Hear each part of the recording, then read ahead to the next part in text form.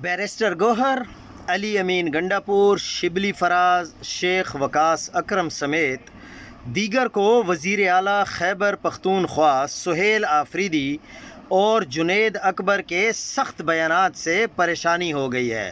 P T I میں اب مزید دراڑیں پڑیں گی کیونکہ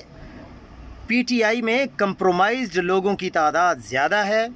اور ان میں عمران خان اور سہیل آفریدی کی اور جنید اکبر نے جو سٹانس لے لیا ہے اس کا بوجھ اٹھانے کی طاقت نہیں ہے۔ آج علیمہ خان صاحبہ کہہ رہی تھیں کہ میرا نہیں خیال کہ لیڈرشپ کی کوئی ایسی مصروفیات ہیں کہ عمران خان کے لیے آدھا گھنٹہ بھی نہیں نکال سکتے۔ یہ بات تو شاید خان صاحب نے بھی کہی تھی، تو عمل درآمد کیوں نہیں ہو رہا؟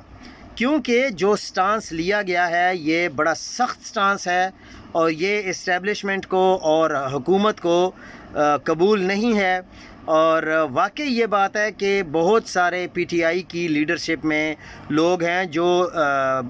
پرکس تو انجوائے کر رہے ہیں، سیلریز تو انجوائے کر رہے ہیں عمران خان کے نام سے، لیکن عمران خان کے لیے کوئی سنجیدہ کوشش نہیں کر رہے۔ اب وقت ایسا ثابت کرتے ہوئے نظر آ رہا ہے کہ سہیل آفریدی اور جنید اکبر بھی شاید اکیلے رہ جائیں اور جو پی ٹی آئی کی سینئر لیڈرشپ ہے وہ ان سے کنارہ کشی اختیار کر لیں اور ان کے لیے مزید مشکلات بڑھ جائیں۔